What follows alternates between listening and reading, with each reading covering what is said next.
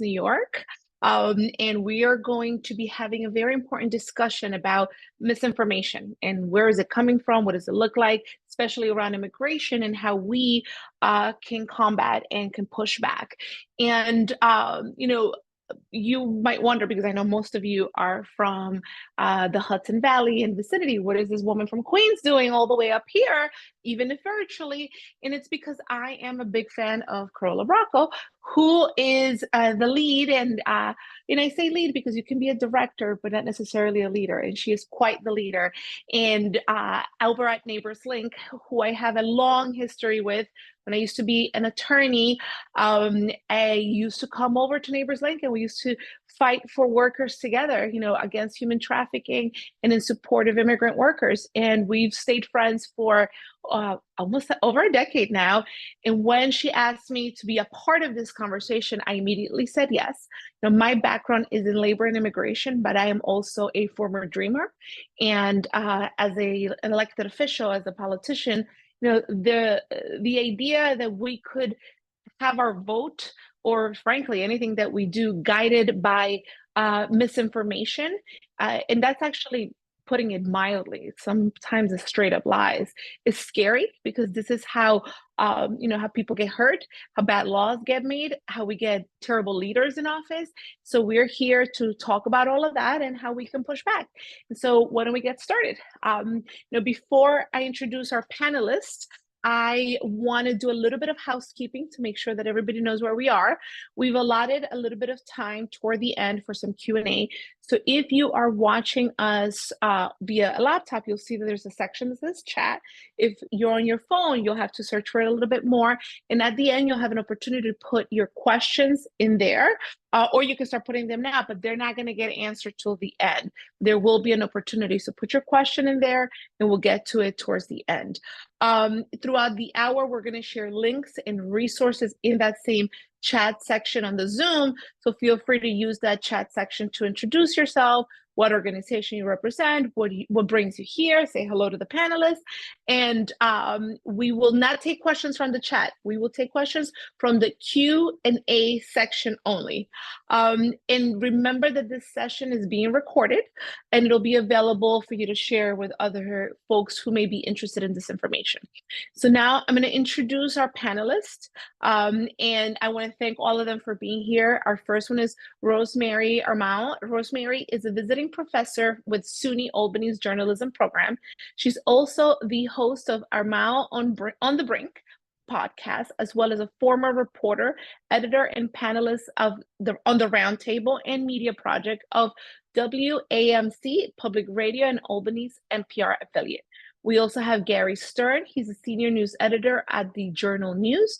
And of course, Carola Otero Bracco. She is the executive director of Neighbors Link, a Westchester-based nonprofit that has been working to strengthen the entire community through the empowerment and integration of immigrants for more than 20 years, and has been doing a phenomenal job at making sure that we are pushing the rights of immigrants in the right direction.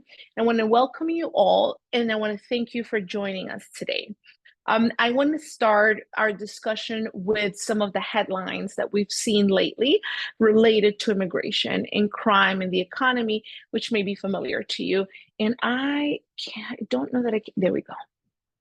And so these are some of the headlines that we're seeing. These are sensational stories that pretty much have all been debunked because they are completely false.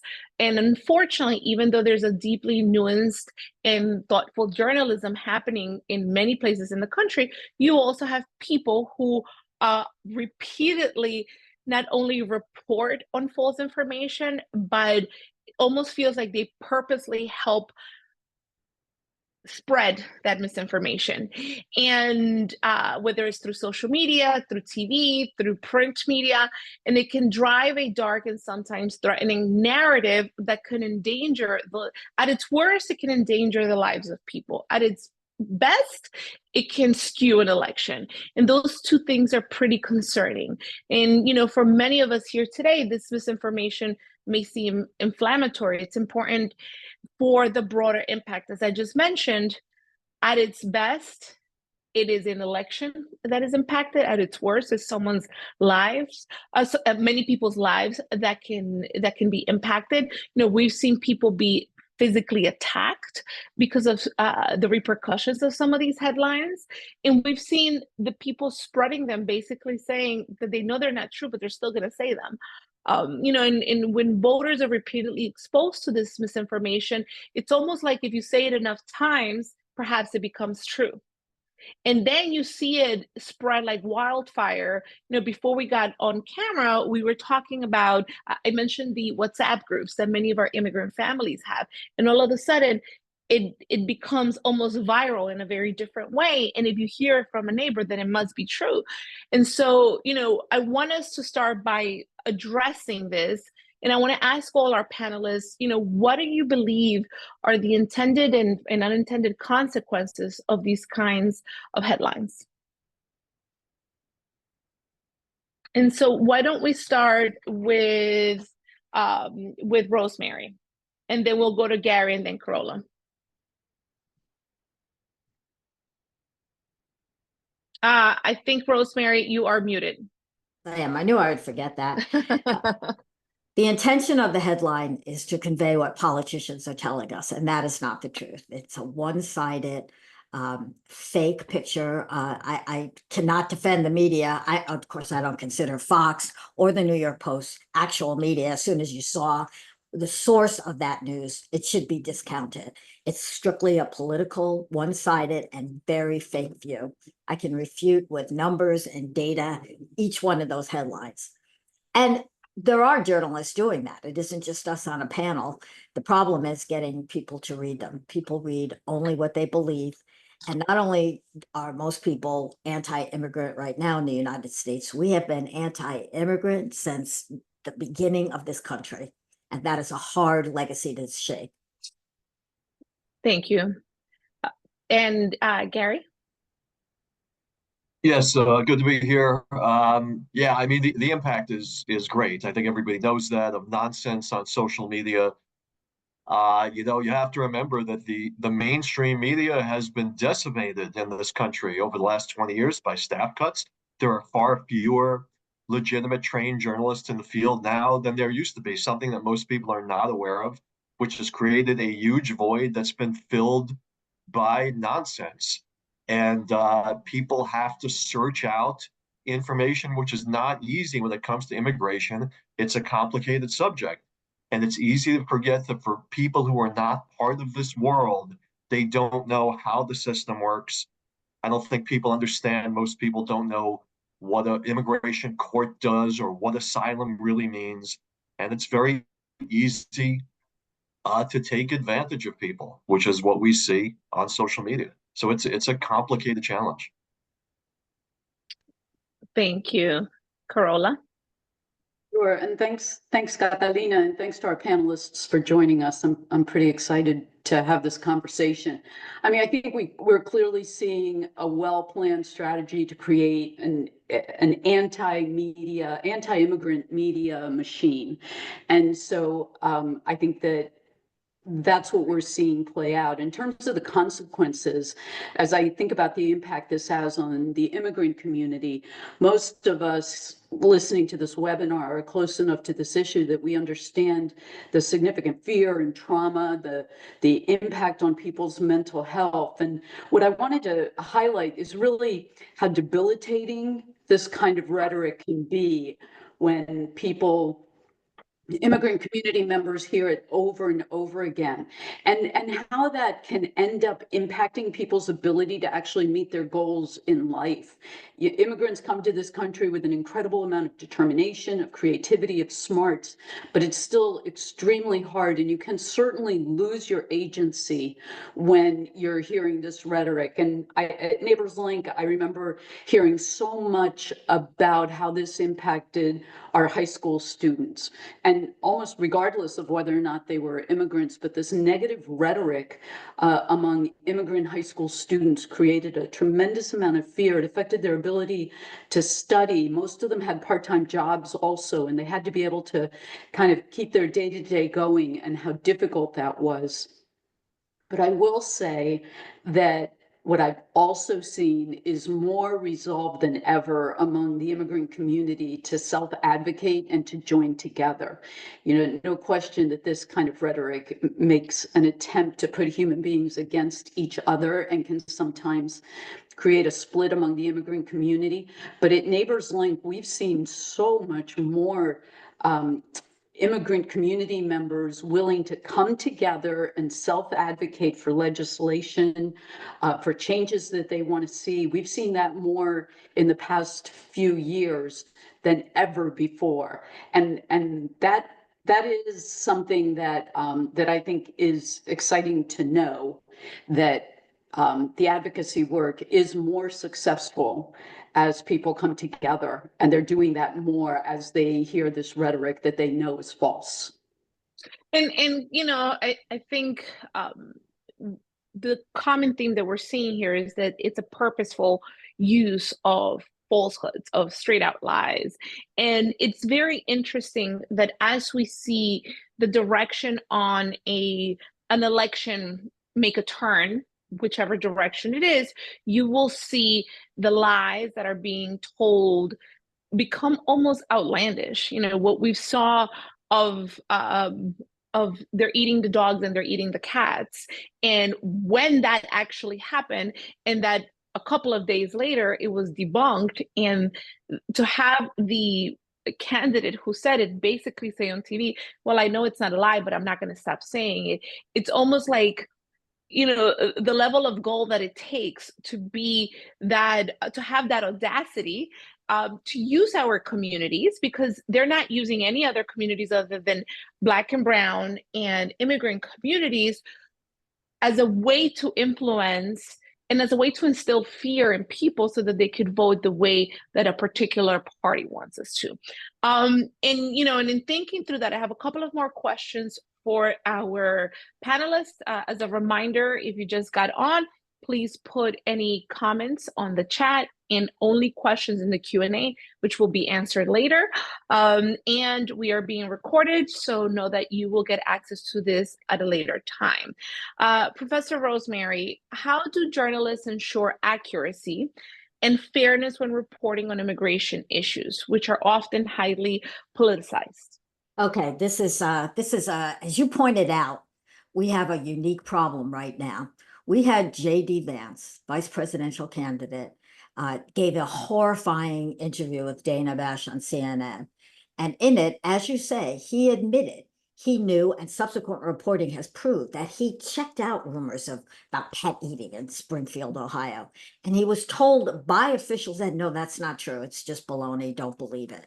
He knew it, and he still spread it. And then, unbelievably, Donald Trump said it in a hugely watched, most publicized debate perhaps ever.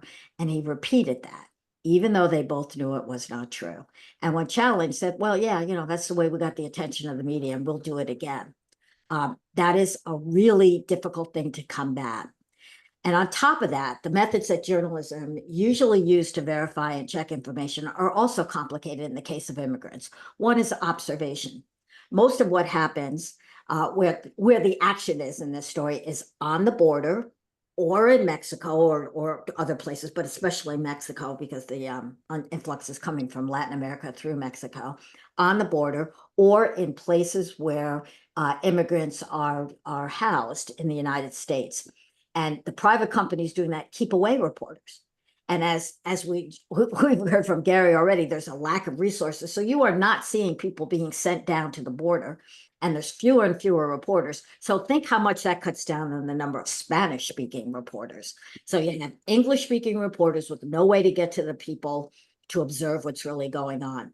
When Trump separated children from their families, you'll remember that controversy.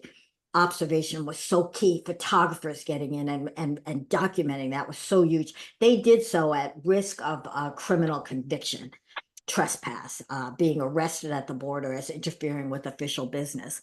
So observation is stymied.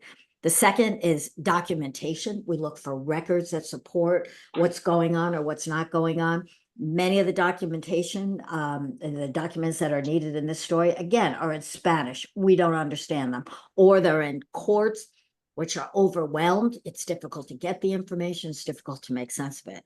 And the third one is talking to people. Again, huge language problem. Or liars, straight out liars like we have with our politicians right now.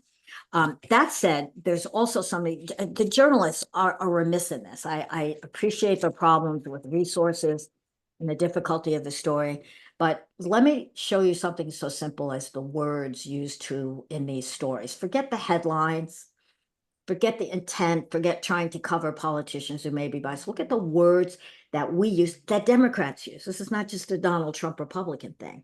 The word migrant. You know, my ancestors came over from Italy. They were not migrants, people moving around and unsettled. They were immigrants. There's a difference in those words, yet we all accept migrant. We thought we had gotten rid of illegal alien, yet in his State of the Union address, Biden used the word illegal. Apologized for it later, but it was still there.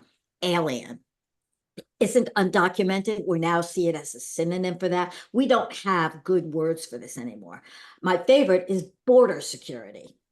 There has not been documented a single person who has come over the southern border with the intent to foment terrorism. It just does not exist. And yet you'll hear Republicans talk about border security. Democrats, they will say want an open border. And even Kamala Harris is talking about and advocating border security now. And my other one would be fentanyl.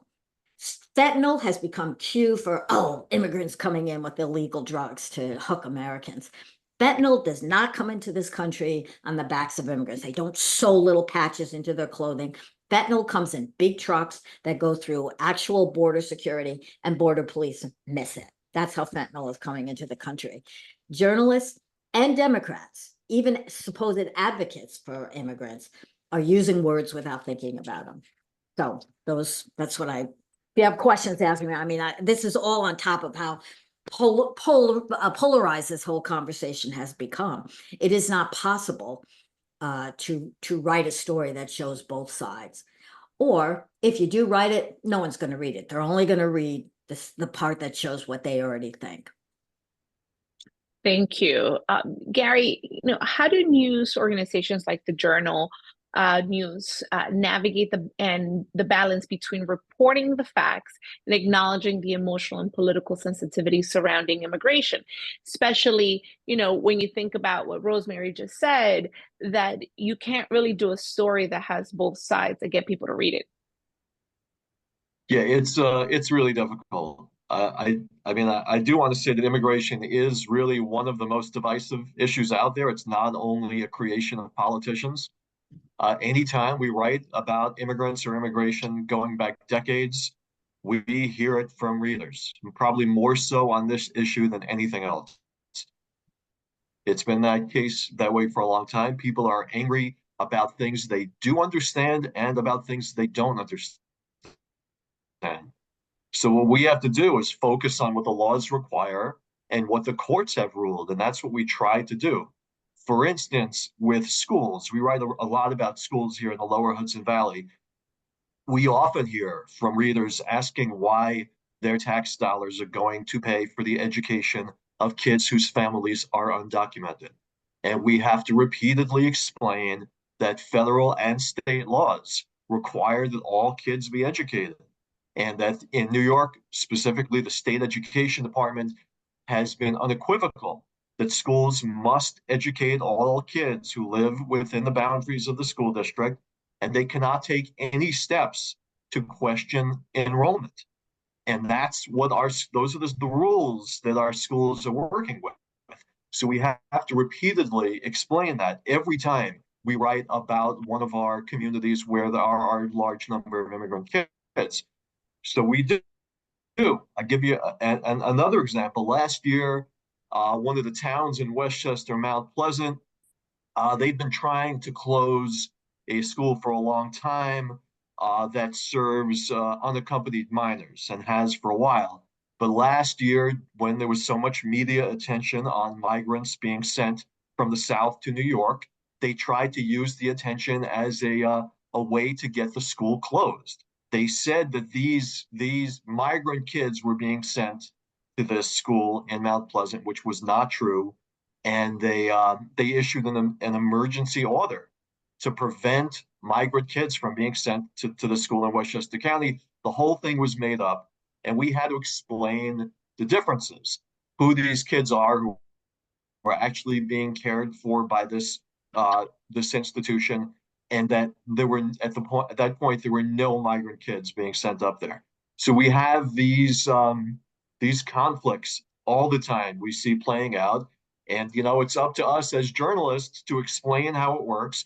But it's as you've alluded to, it's very hard to get people to pay attention. That's the real challenge. This stuff is complicated, and people I always say that regardless of what politicians are putting out there and what Fox might be reporting, people have to show, personal responsibility. If you want to understand the issues, find good media sources and figure out what's going on, because there's plenty of information available. Thank you, Gary. And actually that brings us to Carola, in thinking about the way in which immigrants are portrayed, how has that impacted the work that that Neighbors Link has to do with immigrant communities? Sure. I do just want to mention something that both Gary and Rosemary have talked about. And one of the things that I found real frustrating at the beginning of the year is that as I was looking at the data of people crossing the border, the number of people crossing the border, I noticed that the data was showing the number of people crossing the border was going down significantly. Still a lot of people crossing the border. I'm not disputing the data coming out of the federal government, but it was going down significantly.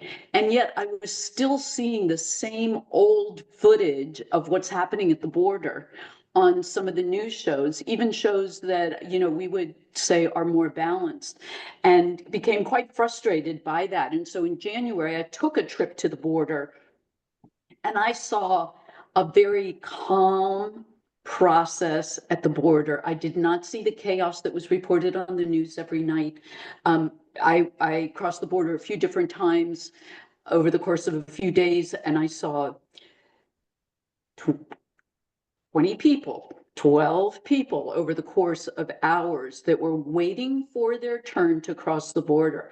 And as I went and spoke to individuals that were at the shelters or on the Mexico side waiting to come in, all of them were waiting to use the app that our federal government has put in place in order to make an appointment and cross the border during your appointment.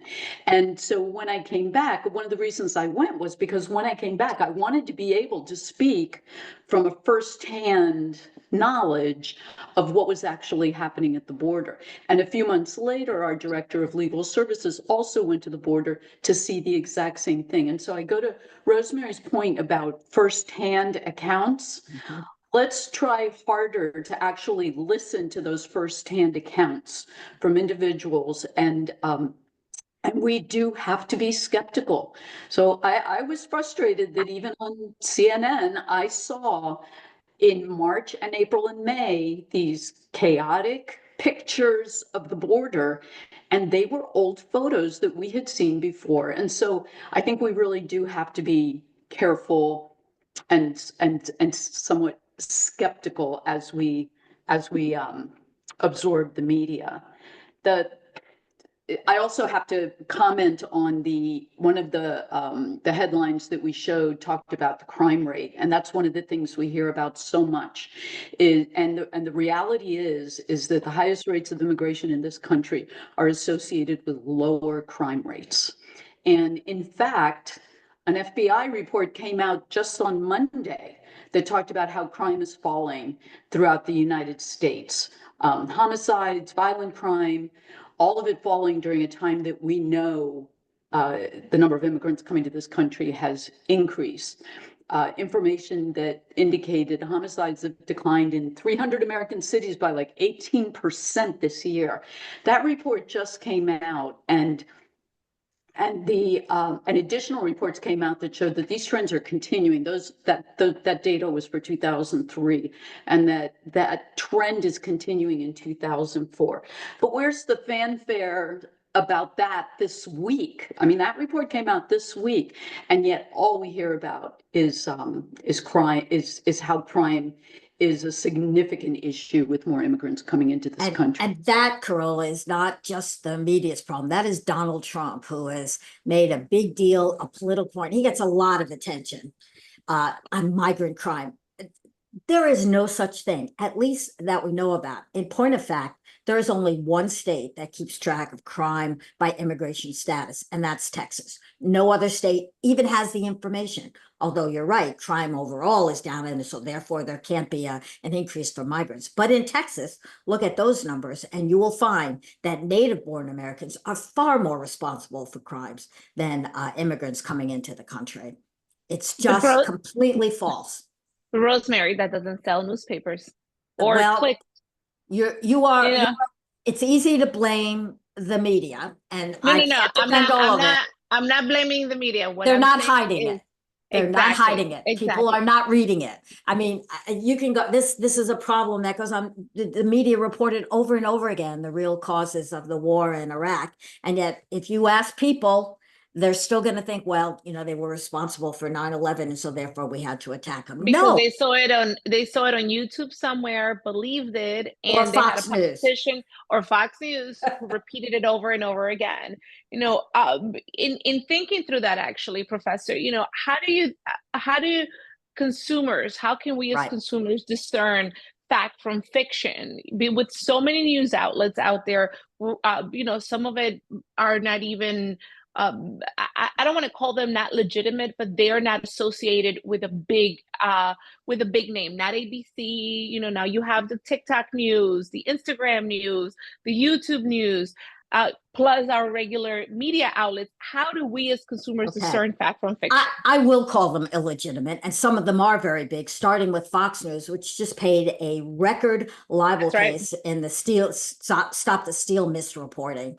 And even regular legacy responsible media, the Washington Post, the New York Times, they make mistakes. So all of that goes into the mix. And that means the responsibility for figuring out what's wrong and what's right is not only with the media, it has to be with the consumers. We talked about two methods here. One is look at the source. I don't believe anything that's in the New York Post. And it isn't just the headlines, which is another thing. Don't just read the headlines. Those headlines reflect the story, and it's false from beginning to end. I can vouch for that. I've been on a couple of their false stories.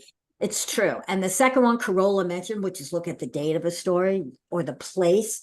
Is this picture really what it's purporting to show? That's a big error, big error. The other thing is cross-check. If you are seeing a story and it's only in one place, don't believe it, because real news stories, especially about immigration, one of the biggest issues facing the country right now, will be covered by everyone. So if somebody ate a cat in Springfield, Ohio, you can bet that would not have only been in the Cleveland paper or the Columbus, Ohio paper. It would have been a nationwide story. And it wasn't. The lie that this happened, that was a nationwide story. Nobody ate a cat. It was debunked immediately. So that's another thing. I think the most important is if you read a story and it makes you feel angry, upset, emotional in some way, be skeptical, because fake news is put out in order to arouse an emotion, because then you remember the story, you act on it, and it is the most likely to be a fake story. Eating your pet, come on, how do you get more emotional than that? Maybe it's what they say, that people will remember how you make them feel, not necessarily what you said. Exactly. And it's what these politicians, look to connect. It's that emotion of anger, that emotion of this isn't my fault, so I got to find somebody else to blame it on, that continues to give them business, that continues to keep Fox in business. Right. And when I see those stories, I do what anybody can do, and that's go to a fact checker. There's a dozen of them now. I have my students in Albany look at their records. You can put in a story, say at Snopes or PolitiFact. I think you have a list that you're going to supply to people later of some of these. Yep, there it is already. Good job. And you just put in, Haitians eating pets, and you will get a story saying, oh, nope. And a new one is that Taylor Swift regrets endorsing Kamala Harris. That's a new one that's going out. You put that in, and immediately you'll get a report about how this started on a satire sheet, and people on the right mistook this for fact and have spread it as if it were fact. It's scary how much social media can spread fake stuff. And in speaking, of social media, this phenomenon of the comment section, not just in social media, but when you have, news articles, there's usually a comment section. In these comment sections, I've seen it around immigration, be breeding grounds for hateful rhetoric. Yep. And in some of the things that you read are pretty disgusting on them. And Gary, in thinking through that, what impact do you see these comment sections having in public opinion? And what is the responsibility of a media organization in moderating this content? I know for social media is a little bit more difficult because they have their own regulations. But, especially around news media, how do you see that? Yeah, I mean, comment sections are a big problem. And I've had a lot of people tell me over the years, over the last decade, that they don't want to be interviewed and they don't want to be quoted because they don't want to be attacked in the comment section. Like, people are very aware of what's going on and they're afraid. And I don't blame them at all. On our website, LOHUD.com, which for the Lower Hudson Valley, we used to have comment sections on every story, and we eliminated them years ago because it was just, it was a nightmare. We still have to deal with them on our Facebook page and on other social media, and which is hard to do because of staffing shortages, but we do try to stay on top of them, and we frequently strike out comments that are unacceptable, and then people complain about that. It's really difficult.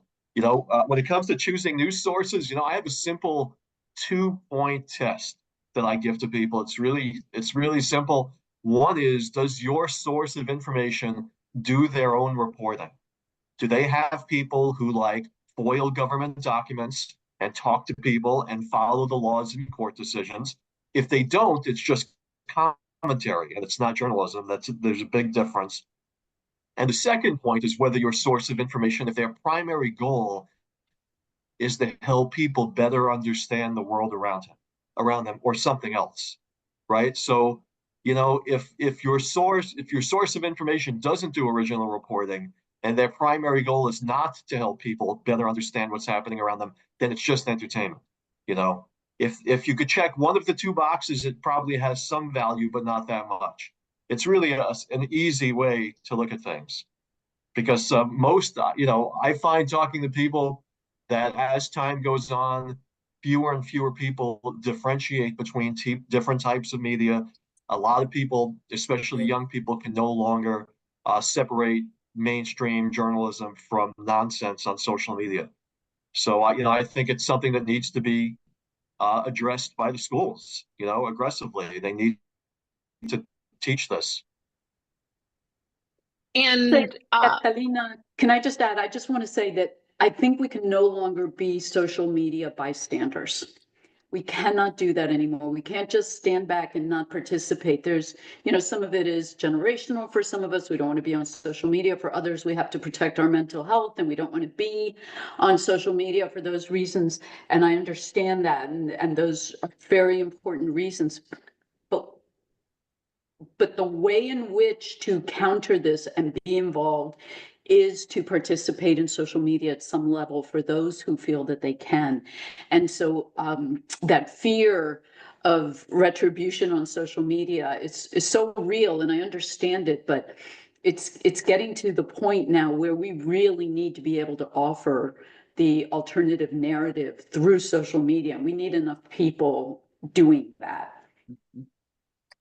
And in thinking through that, Carola, what do you think is the biggest misconception about immigration and immigrants that you wish was covered more by mainstream media as well as even social media? Sure. I mean, I talked about the misconceptions related to crime I'll talk about the economy. I mean, one of the things that comes up often is the issue of housing and the strain that exists in this country to find enough housing for everyone. And then the concern that being able to find housing for immigrants coming into this country might be exacerbating that situation. But I think it's really important to know that 25% of our construction workers in this country are immigrants. In California, Texas, Florida, New York, New Jersey, the reliance on immigrant construction workers is closer to 40%. So it's actually the immigrants that are coming to this country that are helping us build new housing. It's really important to understand immigration is actually part of the solution to housing in this country, and yet we don't see that ever portrayed in that way. And I do understand that that there can be investments that we have to make in this country over the short term, and I don't mean to underestimate what that can be or minimize the fact that they have to be made. But just if you look at the construction industry, for example, that does show the important role that immigrants are playing in our economy and in that workforce. And so if you want to talk about housing, talk about the fact that immigrants are actually part of the solution to housing in this country because they're the ones building the houses. Can I Well, add something to that? sure. Would that be okay? We've talked before about this, Krill, and the one of the biggest falsities is about the economic impact of immigrants. And all great lies are built on a little bit of the truth. And there is a little bit of truth. Immigrants have a cost. We're seeing it in Springfield. That place was overwhelmed when Abbott started sending busloads of immigrants up north to sanctuary cities that did not have the resources. They did not have time to prepare. Yes, they were overwhelmed for a while. There is a short-term increase in costs, but you have to look at the long-term costs or benefits, and they are enormous.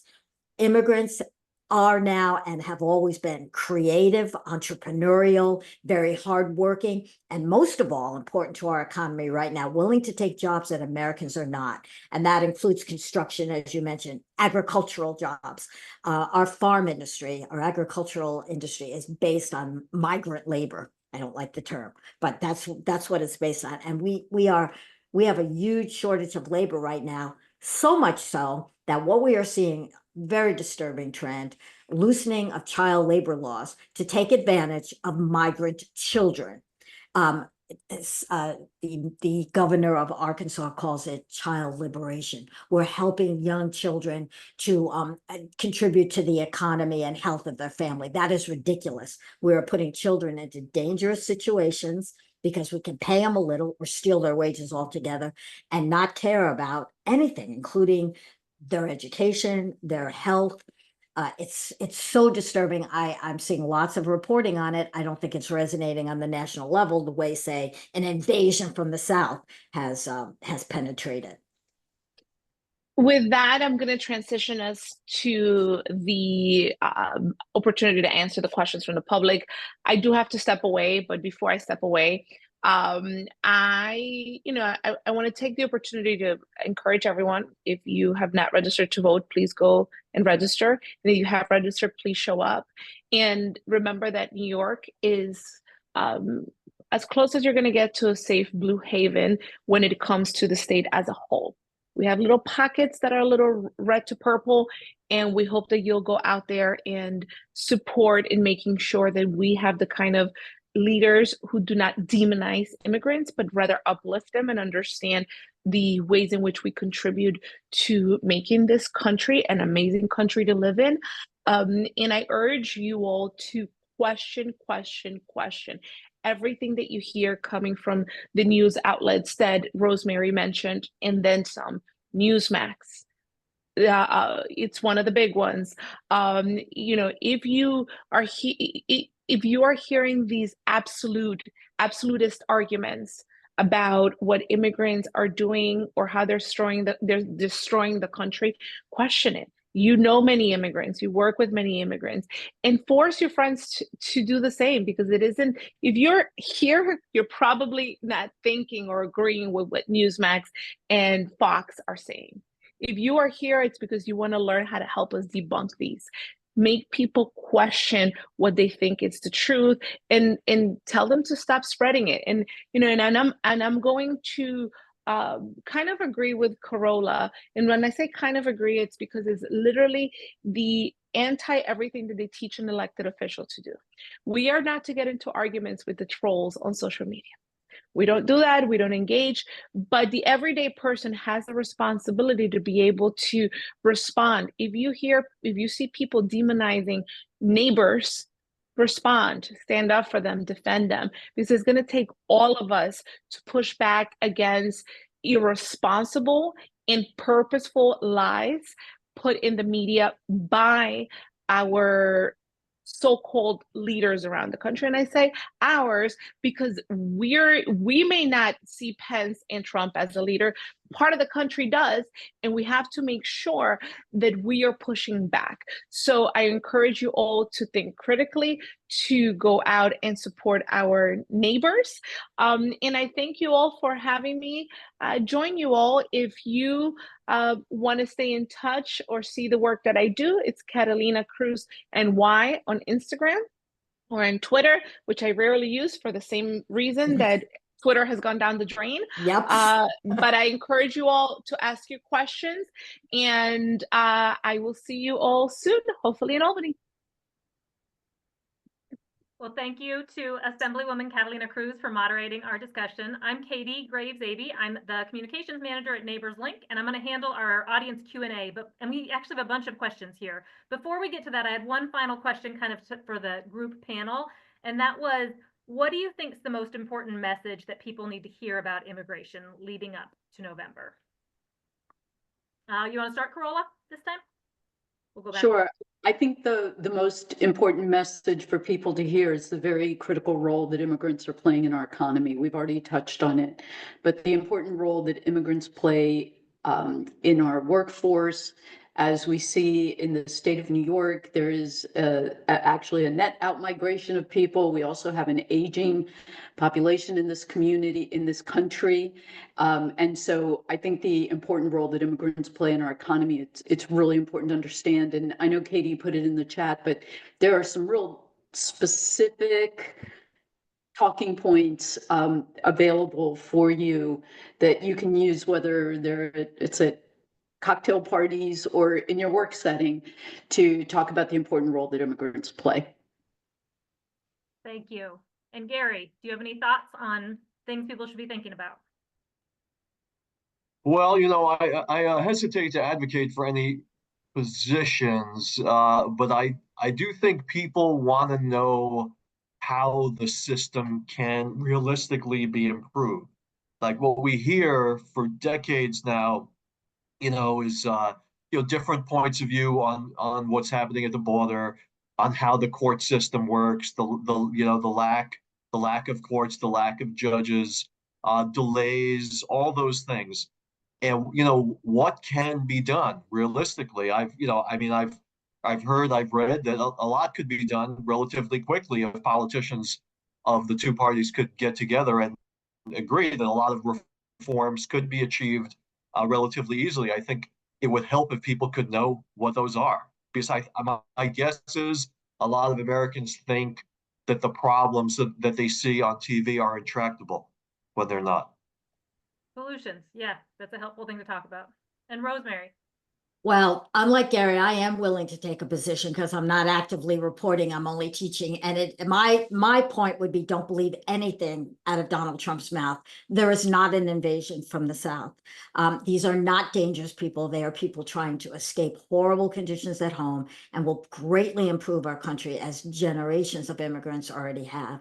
And we are in danger of losing the great brain trust that is immigration to other countries. Canada recognizes the value of them. France recognizes the value of immigration. And we're doing it at a time when we have a declining birth rate, when we have an aging population, when we will have trouble supporting our own population without immigrants coming in. It is a deceitful and self-defeating attitude to be anti-immigrant. It should not be an issue at all in the election, much less the leading one.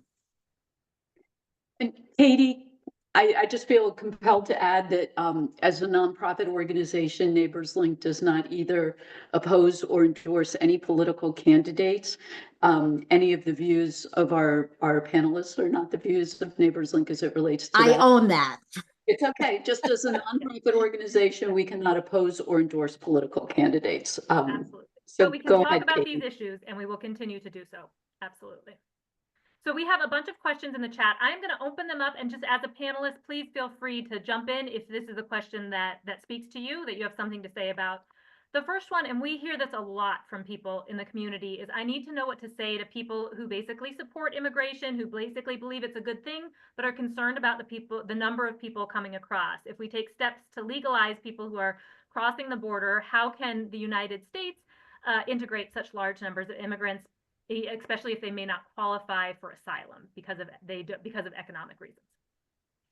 I'll talk to that a little bit. I do think, and the question alludes to this, I do think that it is important in this country for us to have more legal pathways of immigration. So more ways for people to enter this country. And from my own visits to the border, what I've really learned is that when there is a process, people will follow it, even if it means they have to wait years. And that's really the best way for this country to work through the challenges of a large number of people coming in at once. So, and it's not even border security, it's actually having pathways, a variety of pathways that people can follow. And then what we will find is that people will wait their turn and come in. It's when we close those pathways and don't offer many alternatives to people that people in desperate situations become desperate and then have to do everything they can in order to save their families and save their lives.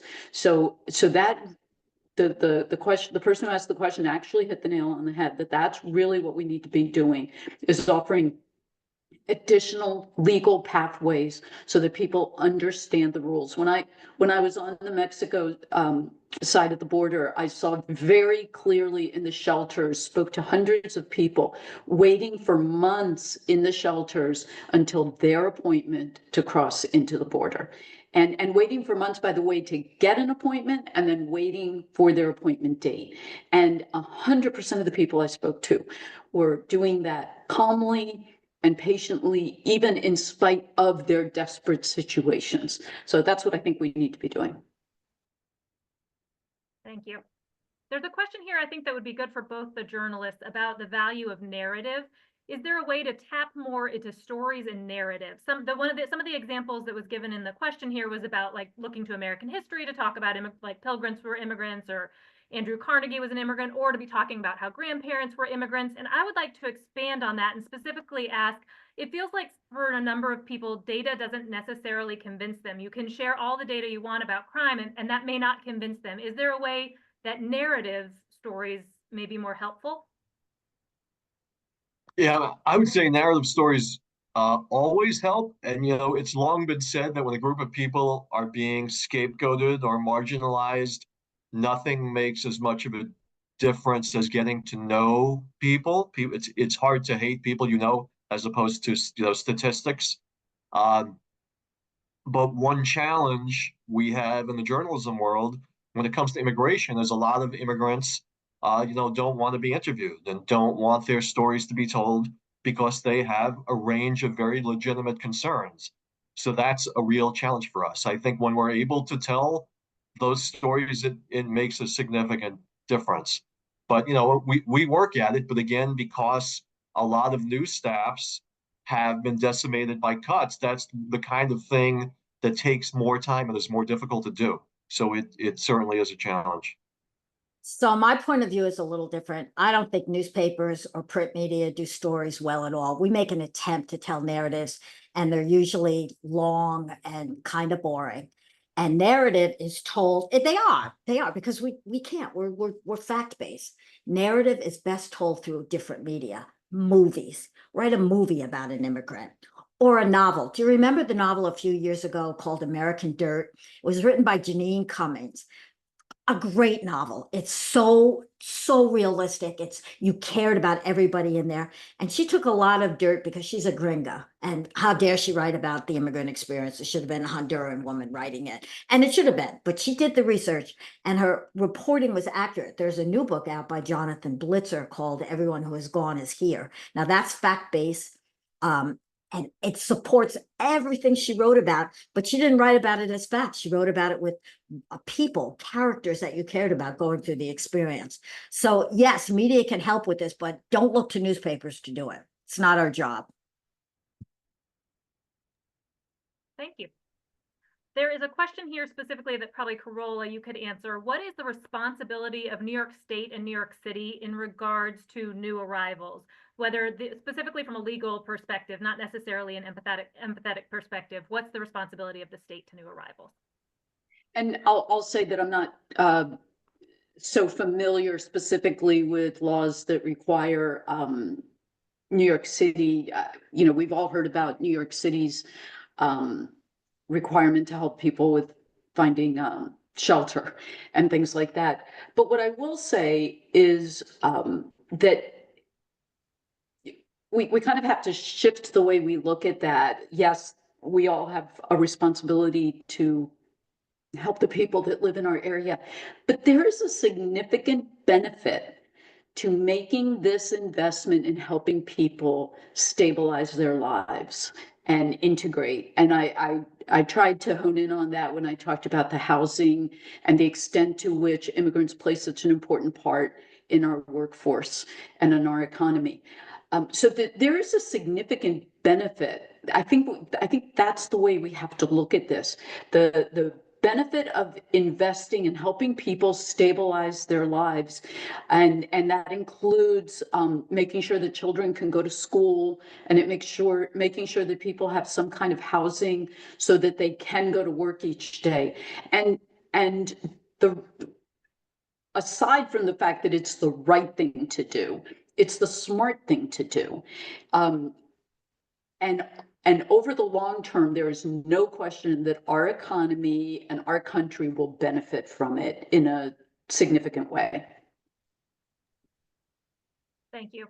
There's a couple people too that had asked, and we've been putting this in the chat. We've been putting resources in the chat, but people who are looking for specific sources, we will again share that.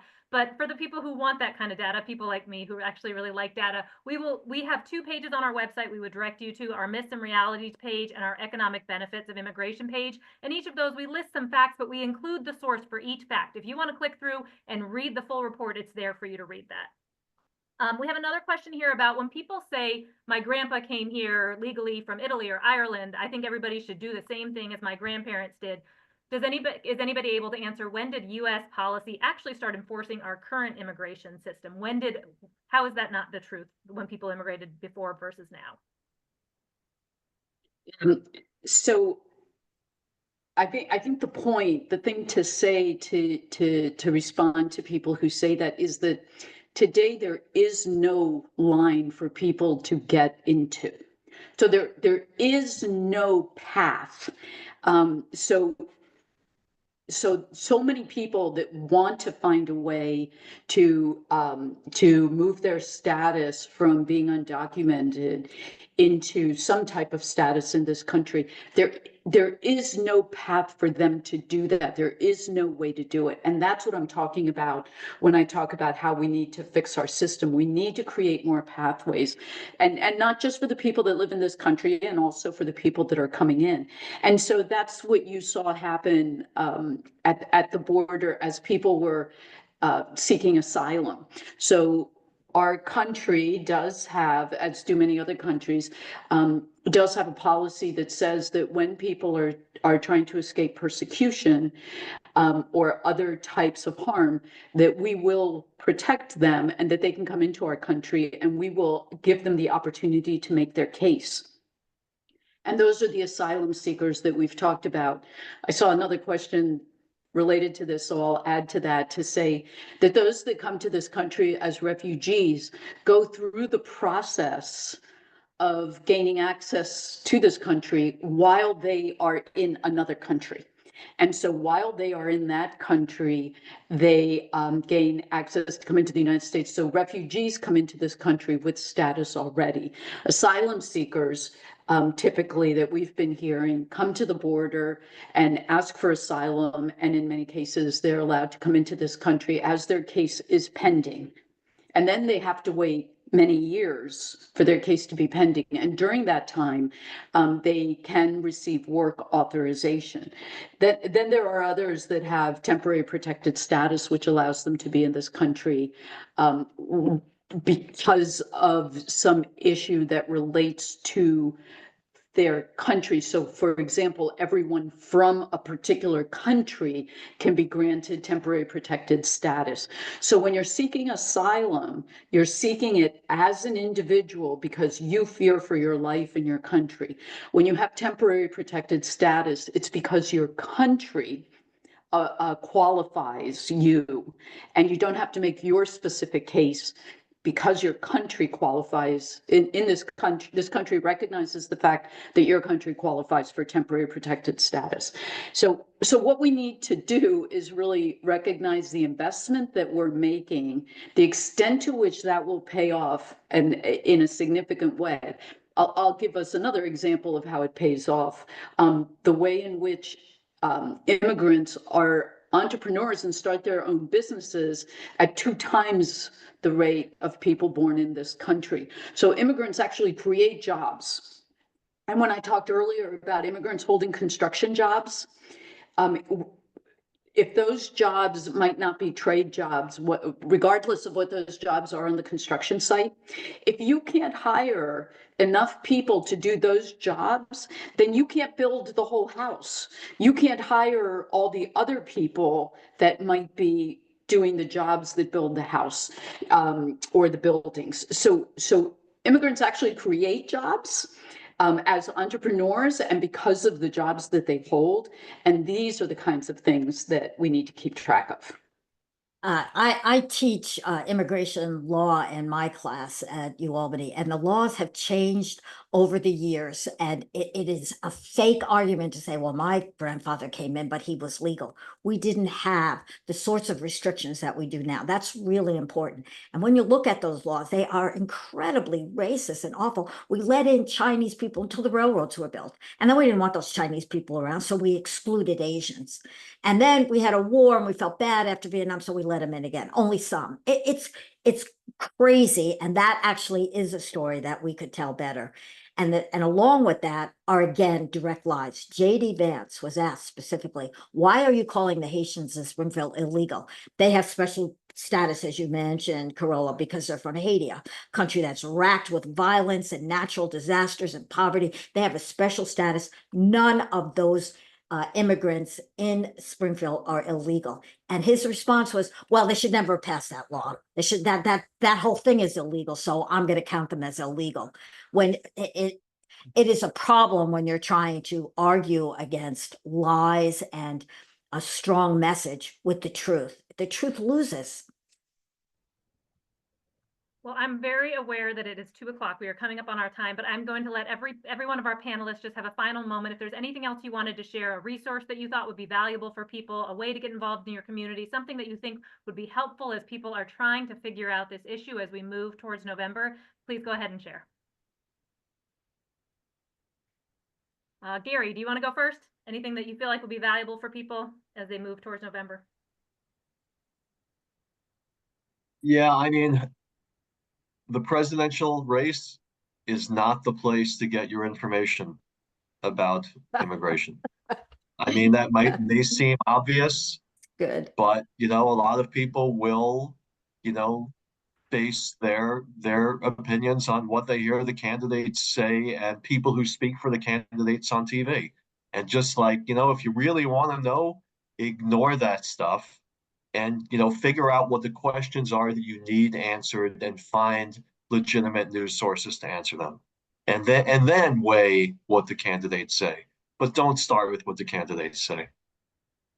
Thank you. Rosemary? Well, I want to end by responding to an item in the chat that David put in about how can you become better storytellers. You shouldn't. That's not your job.